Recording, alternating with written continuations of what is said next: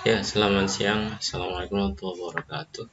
Eh, ini kuliah online pertama kita di mata kuliah ekonomi internasional ya. Untuk hari ini kita bahas terkait dengan kebijakan fiskal dan moneter dalam perekonomian terbuka.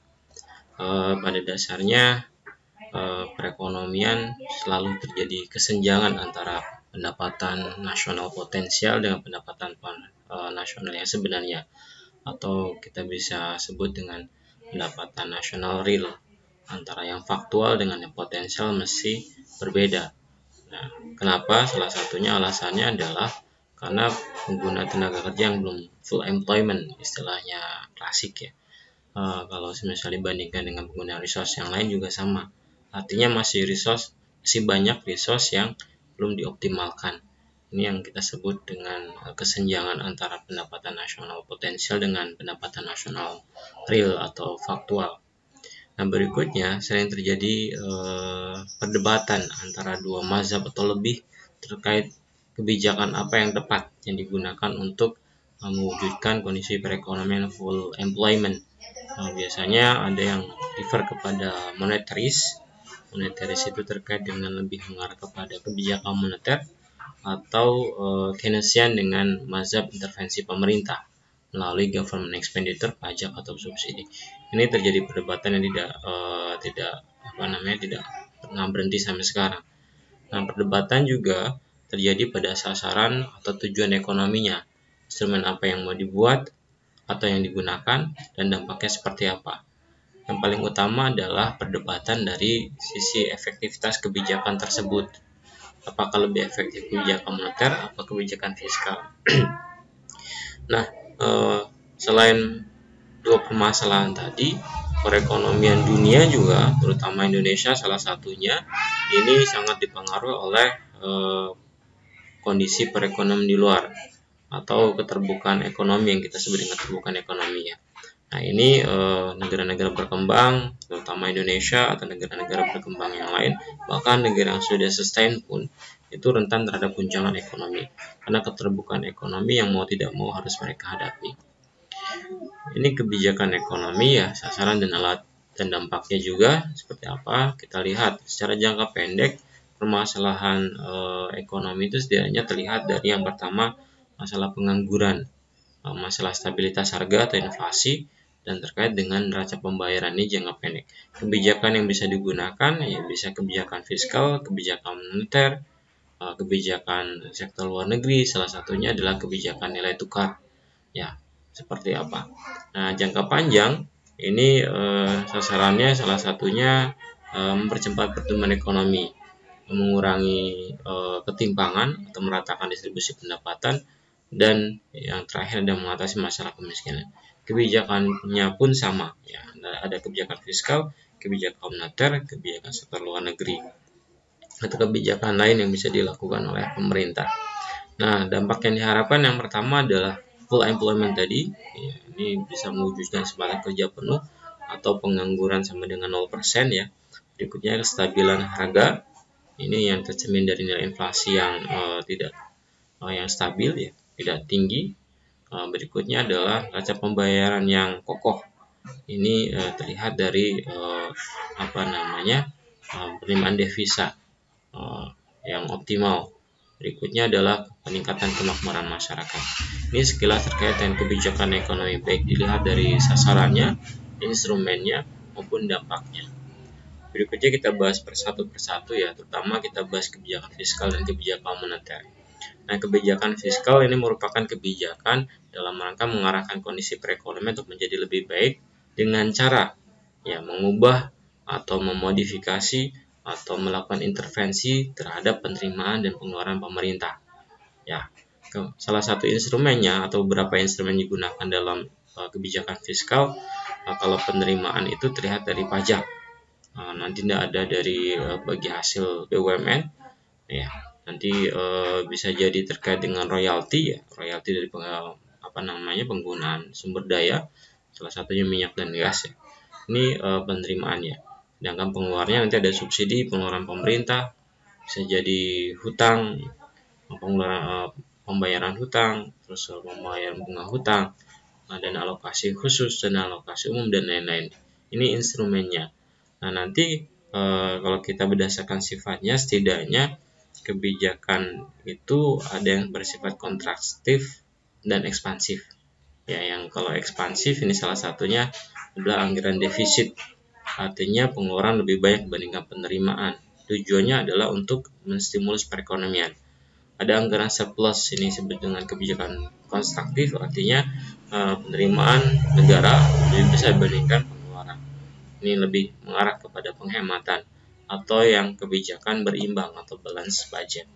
Ya, berikutnya adalah kebijakan moneter. Ini kita sebelum masuk terhadap analisis ekonomi internasional seperti apa ya.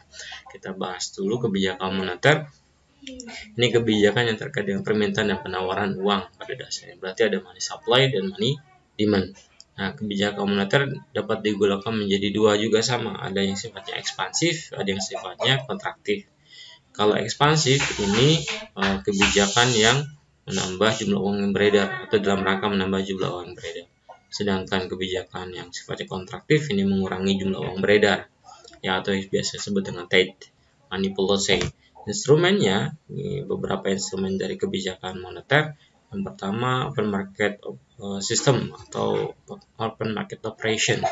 Ini salah satu caranya adalah dengan menjual beli surat berharga pemerintah, baik itu surat utang negara maupun obligasi pemerintah. Ya. Nah, terus berikutnya ada discount rate atau politik diskonto atau validitas diskonto. Ini instrumen kebijakan moneter dengan cara mengatur jumlah uang beredar dengan memainkan tingkat bunga bank sentral pada bank umum. Jadi ini terlihat dari tingkat suku bunga SBI-nya nanti dinaik turunkan dengan tujuan apakah untuk menambah jumlah uang beredar atau menurunkan jumlah uang beredar. Ketika tingkat suku bunga meningkat, maka orang akan tertarik untuk lebih menabung dibandingkan berinvestasi, sehingga jumlah uang beredar berkurang. Sedangkan kalau ketika jumlah uang beredar, tingkat suku bunga turun, maka kecenderungannya adalah orang akan cenderung berinvestasi atau jumlah uang beredar akan semakin meningkat. Yang berikutnya rasio cadangan wajib atau GWM, giro wajib minimum, atau reserve requirement ratio. Ini tujuannya adalah dengan cara menetapkan cadangan minimum bank umum, ya, bank umum. Tujuannya adalah salah satunya untuk menjaga agar ketika terjadi penarikan secara besar-besaran, bank umum masih memiliki cadangan kas, sehingga tidak chaos. Berikutnya ada moral suasion, ini terkait dengan himbauan. Ini biasa dilakukan ketika perekonomian sedang tidak bagus, ya. Tetapi pemerintah harus bisa meyakinkan kondisi pasar kalau perekonomian baik-baik saja. Yang lain yang di luar ini ada kredit selektif. Ini terkait dengan pengetatan kredit, biasanya dilakukan dengan menaik turunkan syarat kredit. Salah satunya adalah syarat down payment-nya, syarat uang mukanya, agar ketika daya beli masyarakat tinggi dan perekonomian mengarah pada overheating, maka pemerintah bisa menetapkan uang muka yang cukup besar, yang biasanya dinaikkan. Itu beberapa instrumen kebijakan moneter. Nah, kebijakan fiskal kalau secara teori biasanya kita lihat dari kurva IS. Nah, sedangkan kurva LM ini menunjukkan kebijakan terkait pasar uang, atau kita biasanya pastikan dengan kebijakan moneter. Ini terlihat dari LM. Nah, apa itu kurva IS? Ini kurva yang menunjukkan kombinasi atau hubungan antara tingkat suku bunga dengan pendapatan nasional dalam pasar barang, Sedangkan LM merupakan kurva yang menunjukkan hubungan antara tingkat suku bunga dan pendapatan nasional di pasar uang, ya. LM ini sendiri merupakan tingkat bunga menyeimbangkan pasar uang pada setiap tingkat pendapatan. Kita lanjutkan. Nah, nanti keterkaitan antara kebijakan fiskal dan kebijakan moneter dengan perekonomian terbuka kita bisa lihat dari model Fleming, ya. Model Fleming. Nah, model Fleming ini mengasumsikan perekonomian terbuka di mana perdagangan dan aliran modal ini masuk ke dalam analisis SLM. Kalau SLM itu asumsinya perekonomian tertutup, sedangkan model Fleming ini kita mengasumsikan ada pengaruh luar negeri. Nah, asumsi yang pertama yang kita pelajarin ya, yang cukup penting dan ekstrim, yang paling sederhana adalah perekonomian terbuka kecil dan ada mobilitas modal yang sempurna. Negara bisa meminjam, bisa atau meminjamkan, atau dengan kata lain ada capital inflow dan ada capital outflow. Nah, berikutnya tingkat suku bunga domestik ini mesti dipengaruhi oleh tingkat suku bunga luar negeri. Artinya ini terkait dengan tadi paritas bunga ya, atau bunga domestik, tingkat suku bunga domestik dipengaruhi tingkat suku bunga luar negeri. Yang paling berpengaruh ini biasanya adalah Federal Reserve ya. Kalau The Fed sudah menaik turunkan tingkat suku bunga, maka tingkat suku bunga domestik biasanya melakukan penyesuaian.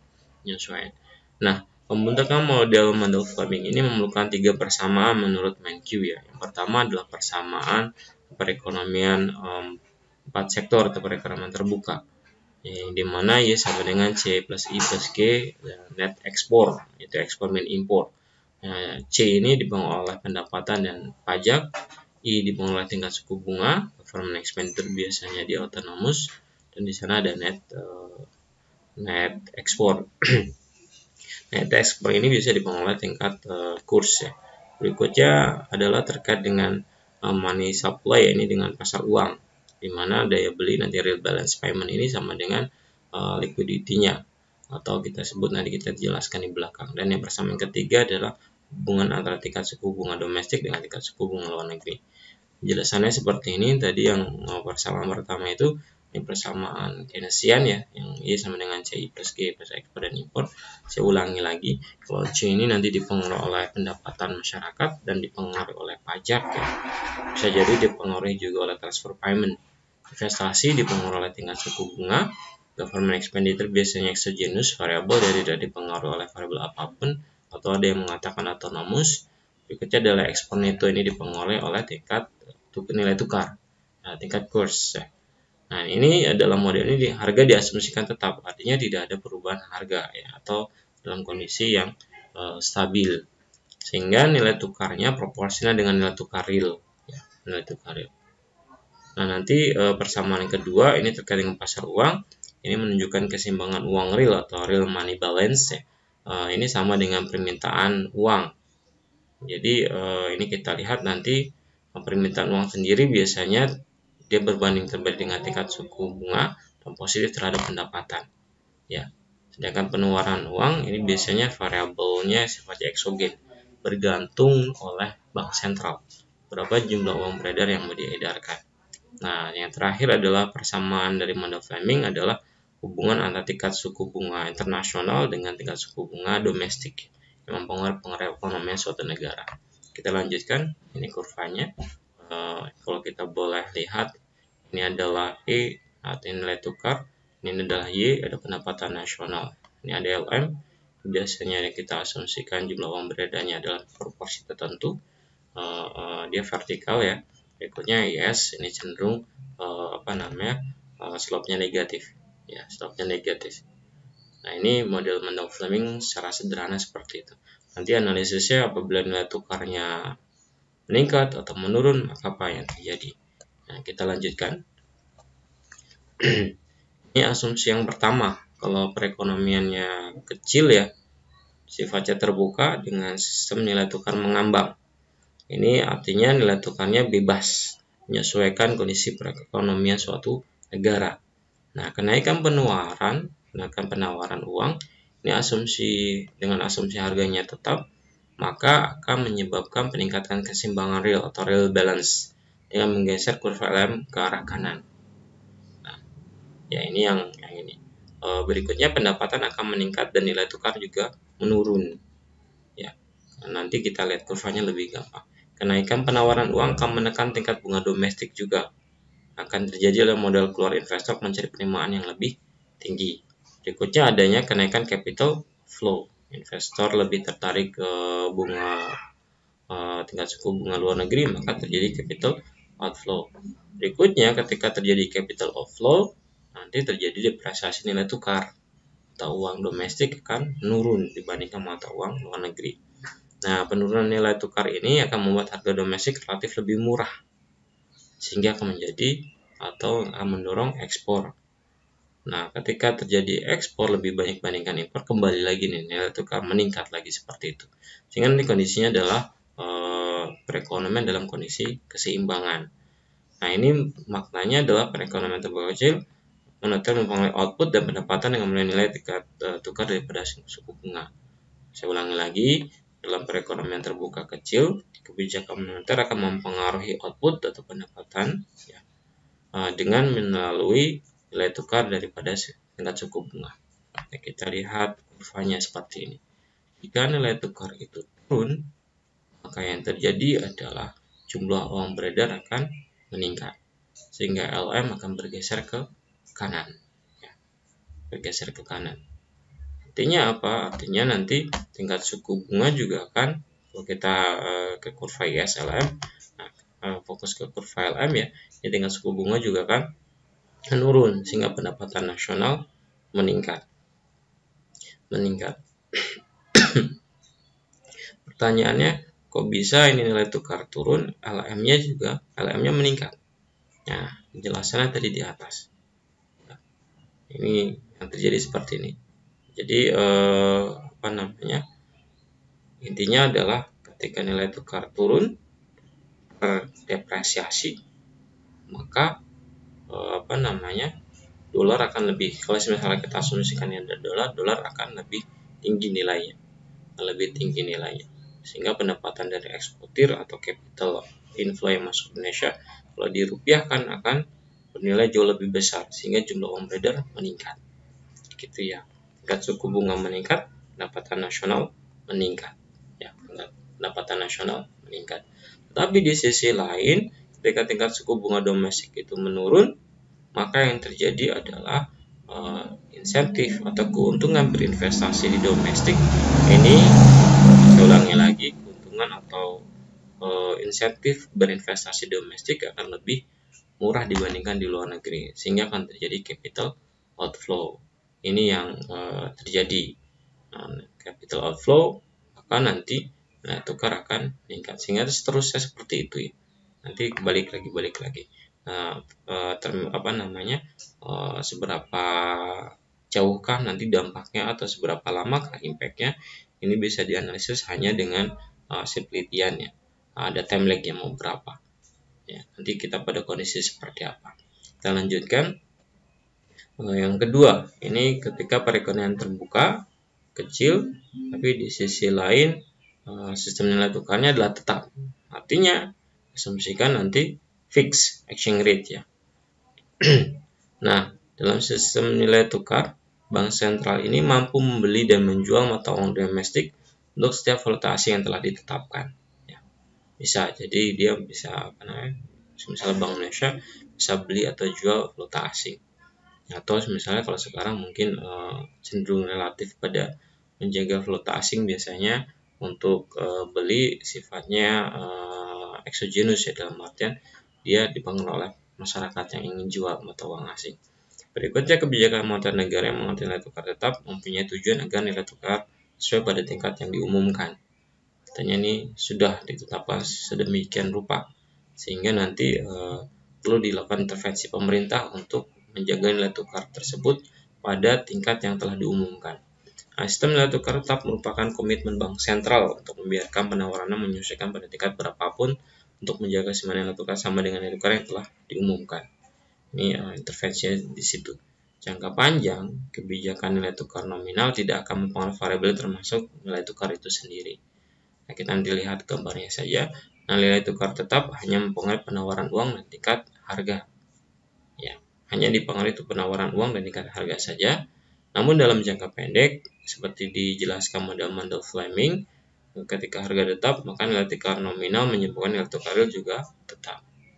Kita lihat, ini seperti ini. Seharusnya ketika nilai tukarnya turun, misalnya, atau terdepresiasi, maka harusnya jumlah uang beredar meningkat, seiring LM-nya meningkat. Nah, maka bank sentral akan melakukan intervensi agar kembali lagi pada nilai tukar. tersebut ya. Ini bisa dilakukan dengan cara salah satunya adalah membeli valuta asing. Membeli valuta asing agar stabil atau menjual valuta asing agar stabil. Ini bergantung kondisinya. Kapan menjual dan kapan membeli ini kita lihat. Ketika nilai tukar menurun, artinya supply, misalnya kita dolar ya asumsinya, ketika supply dolar meningkat ya, maka perlu dilakukan intervensi oleh bank sentral agar kembali lagi, maka supply dolar diturunkan. Salah satunya adalah melalui menjual atau membeli valuta asing itu ya, valuta asing. Keterangannya seperti ini. Gambar di atas menunjukkan menekan penawaran uang, misalnya dengan membeli obligasi masyarakat. Tampak pertama kali kebijakan ini adalah menggunakan kurva LM ke kanan, kemudian menurunkan nilai tukar. Namun karena ada komitmen dari bank sentral untuk memperdagangkan mata uang asing dengan mata uang domestik pada level yang tetap, maka pelaku pasar akan merespon penurunan nilai tukar dengan menjual mata uang domestik ke bank sentral, sehingga penawaran uangnya dan kurva kembali ke posisi yang semula. Dengan demikian, kebijakan moneter tidak efektif dalam sistem nilai tukar tetap. Dengan kata lain, lebih baik menggunakan kebijakan fiskal ini dilakukan oleh China ya. Negara Cina kebijakannya seperti ini. Nah, untuk kuliah kita bisa bikin sederhana dulu karena keterbatasan waktu dan keterbatasan instrumen. Harusnya ini rekamannya dilakukan malam hari agar tidak terganggu suara bising dari luar ya. Maka perlu kiranya kalian membuat resume. Ini dikumpulkan via email atau via WhatsApp tidak masalah ya, via grup. Nanti sebagai bukti kehadiran kalian. Tugasnya adalah buat resume chapter 16 dari buku The World of Economy ya, Trade and Finance dari Yarbrough yang kemarin saya minta untuk difotokopi. Nah, nanti tidaknya kalian harus jelaskan ini. Kalian harus menjelaskan ini di chapter 16 itu ini setidaknya saya resumkan seperti ini ya. Ini kita bahas dulu tujuan dan kebijakan makro dalam perekonomian terbuka. Ada keseimbangan internal dan eksternal. Terus ada target dan instrumen seperti apa. Nah, berikutnya kebijakan makroekonomi dengan immobile capital. Ini asumsinya modal itu tidak bergerak. Atau orang akan cenderung atau tidak terjadi capital inflow atau capital outflow. Nah, nanti kebijakannya bisa dilihat dari kebijakan fiskal, moneter, sterilisasi seperti apa, dan nanti kebijakan nilai tukar ketika modal itu immobile. Nah, berikutnya kebijakan makroekonomi dengan perfectly dan imperfectly immobile capital. Ini juga sama. Ini bisa dilihat dari seperti ini di Yarbrough itu di buku itu banyak tabel-tabel ya, tabel bukan tabel kurva. Hanya kurva-kurva kalian harus paham dan itu harus dijelaskan di hasil resume kalian. Jadi itu yang bisa saya sampaikan. Resumenya nanti bisa dalam bentuk ketikan saja. Nanti grafiknya kalian perlu foto saja, tidak perlu digambar manual biar tidak lama. Nanti tinggal di crop, nanti dikirim via Word ke grup saja sebagai bentuk presensi kehadiran. Itu yang bisa saya sampaikan, kurang lebihnya. Mohon maaf. Selamat siang. Assalamualaikum warahmatullahi wabarakatuh.